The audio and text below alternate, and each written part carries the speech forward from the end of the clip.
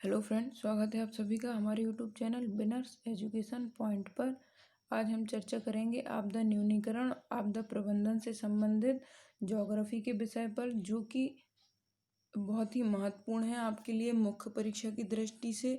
तो दोस्तों, यदि आपने अभी तक हमारा चैनल सब्सक्राइब नहीं किया है तो हमारा चैनल सब्सक्राइब कर लीजिए, क्योंकि कोई भी प्रतियोगी परीक्षा हो, चाहे एमपीपीएससी मुख्य परीक्षा हो, प्रारंभिक परीक्षा हो या कोई भी अन्य परीक्षा हो, तो सभी से संबंधित महत्वपूर्ण कंटेंट आपको हमारे चैनल पर उपलब्ध होता रहेगा।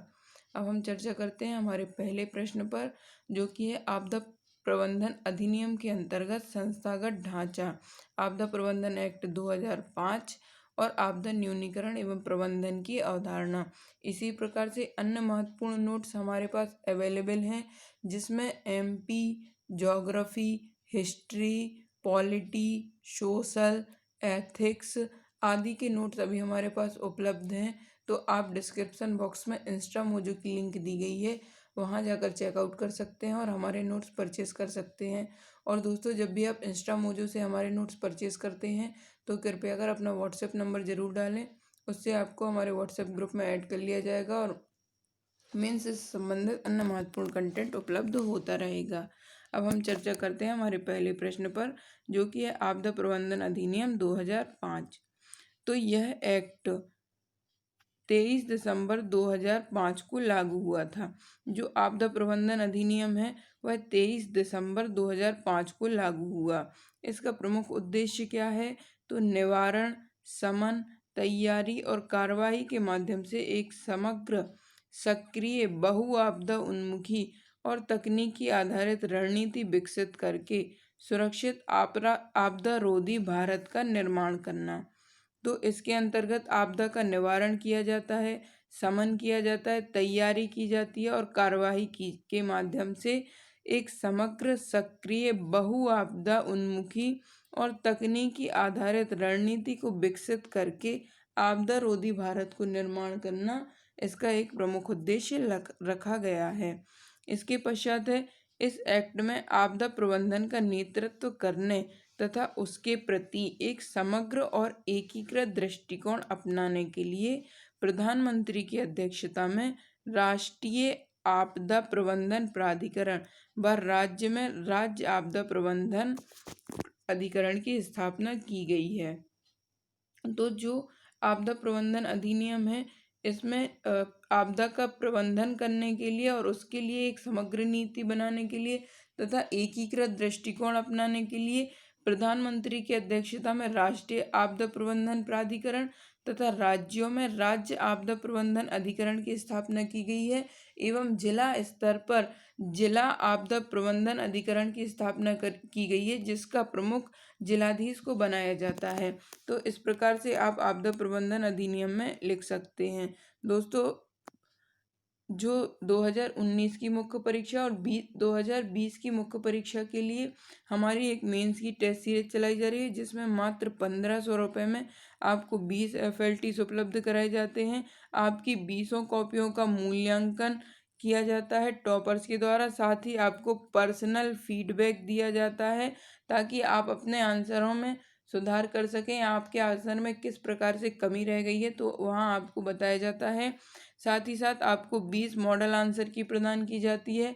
इससे आप यह अंदाज लगा सकते हैं कि टॉपर्स के आंसर और हमारे आंसर में क्या भिन्नता रहती है और हम किस प्रकार से उसमें सुधार कर सकते हैं। तो दोस्तों, 100% सफलता मुख्य परीक्षा में सुनिश्चित करने के लिए आज ही हमारी टेस्ट सीरीज को ज्वाइन करें।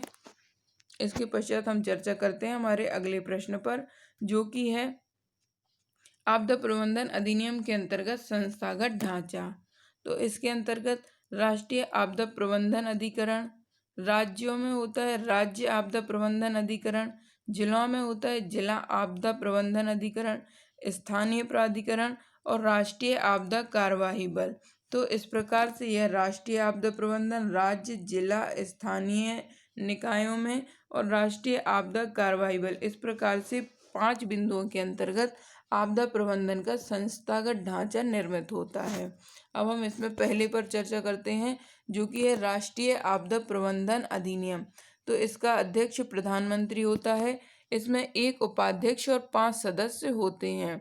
यह प्राधिकरण आपदा प्रबंधन नीतियों, योजनाओं व दिशा निर्देश तैयार करने और देश में उनके क्रियान्वयन को समन्वित करने के लिए उत्तरदायी है। यह जो राष्ट्रीय आपदा प्रबंधन अधिकरण है, तो यह आपदा प्रबंधन के लिए नीतियां बनाता है, योजनाएं बनाता है, दिशा निर्देश तैयार करता है और देश में उनके क्रियान्वयन को समन्वित करने के लिए भी उत्तरदायी होता है। इसके पश्चात है राज्य आपदा प्रबंधन अधिनियम। तो इसका अध्यक्ष जो होता है मुख्यमंत्री होता है और इसमें कुछ अन्य सदस्य भी शामिल होते हैं। इसके जो प्रमुख कार्य हैं उसके अंतर्गत है राष्ट्रीय आपदा प्रबंधन संबंधी राज्य स्तरीय नीति व योजना बनाना। तो जो राज्य आपदा प्रबंधन अधिनियम है उसका जो पहला कार्य है वह यह है कि आपदा प्रबंधन संबंधी राज्य स्तरीय नीति व योजना बनाना। इसके पश्चात है राष्ट्रीय आपदा प्रबंधन अधिनियम के दिशा निर्देशों के अनुरूप तैयार करने वाली राज्य योजनाओं का अनुमोदन करना। जो राष्ट्रीय आपदा प्रबंधन अधिनियम के अंतर्गत राज्यों को जो आपदा प्रबंधन से संबंधित निर्देश दिए जाते हैं, तो उन योजनाओं का अनुमोदन करना भी इसका एक प्रमुख कार्य होता है। इसके पश्चात है जिला आपदा प्रबंधन अधिनियम। इसका अध्यक्ष होता है कलेक्टर अर्थात जिलाधीश। यह जिले के लिए जिला आपदा प्रबंधन योजना तैयार करता है और राष्ट्रीय नीति, राज्य नीति, राष्ट्रीय योजना, राज्य योजना, जिला योजना के कार्यान्वयन की निगरानी करते हैं। तो इसके अंतर्गत जिला आपदा प्रबंधन योजना को तैयार करना, राष्ट्रीय नीति, राज्य नीति, राष्ट्रीय योजना, राज्य योजना, जिला योजना के कार्यान्वयन की निगरानी करना भी जो जिला आपदा प्रबंधन अधिकरण होता है उसका प्रमुख कार्य होता है। स्थानीय स्तर पर आपदाओं की प्रबंधन की जिम्मेदारी पंचायतों को सौंपी गई है और पंचायतों के माध्यम से क्षतिपूर्ति आदि का निर्धारण किया जाता है कि किस आपदा में किस प्रकार से क्षति हुई है, उस प्रकार निर्धारण किया जाता है। इसके पश्चात जो हमारा अगला प्रश्न है वह है कि आपदा न्यूनीकरण एवं प्रबंधन की अवस्था। लेकिन उससे पहले दोस्तों एक महत्वपूर्ण सूचना यह है कि प्रारंभिक परीक्षा 2020 के लिए हमारी एक प्री की आंसर टेस्ट सीरीज चलाई जा रही है। उसमें मात्र 1000 रुपये में आपको 100 FLTs उपलब्ध कराए जाते हैं। 100 FLT से आपके 10,000 प्रश्न कवर होते हैं। और दोस्तों प्रारंभिक परीक्षा में सफलता का मूल मंत्र यही है, आप जितने अधिक MCQ सॉल्व करेंगे आप सफलता के उतने ही निकट पहुंचते जाएंगे। जितने अधिक फैक्ट पढ़ सकते हैं फैक्ट पढ़िए, जितने अधिक MCQ सॉल्व कर सकते हैं MCQ सॉल्व करिए और 2020 की प्रारंभिक परीक्षा में अपनी 100% सफलता सुनिश्चित करने के लिए हमारी टेस्ट सीरीज को आज ही ज्वाइन कीजिए। तो इस प्रकार से आप हमारे टेस्ट सीरीज के साथ जुड़कर अपनी सफलता सुनिश्चित कर सकते हैं। एक महत्वपूर्ण सूचना यह भी है कि आप हमें टेलीग्राम पर ज्वाइन कर सकते हैं। टेलीग्राम पर आपको वीडियो की फ्री PDF तो मिलती ही है, साथ ही अन्य महत्वपूर्ण कंटेंट मिलता है, अन्य महत्वपूर्ण वीडियो से संबंधित लिंक प्रदान की जाती है। और दोस्तों आप हमें फेसबुक और इंस्टा पर फॉलो कर सकते हैं। फेसबुक और इंस्टा पर भी आपको निःशुल्क जानकारियाँ उपलब्ध होती हैं, निःशुल्क कंटेंट प्रदान किया जाता है। इसके पश्चात हमारे जो यूट्यूब चैनल है उसके द्वारा भी आपको लगातार महत्वपूर्ण कंटेंट देने का प्रयास हमारे द्वारा किया जा रहा है। साथ ही अभी हमारी विनर्स एजुकेशन पॉइंट की एक मोटिवेशनल बुक पब्लिश हो रही है।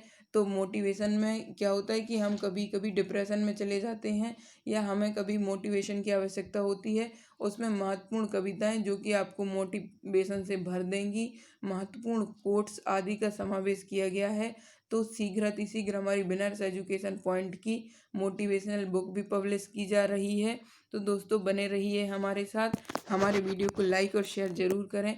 आपकी लाइक करने से हमें मोटिवेशन मिलता है और हम इसी तरह से महत्वपूर्ण कंटेंट आप तक लाने के लिए सक्षम होते हैं।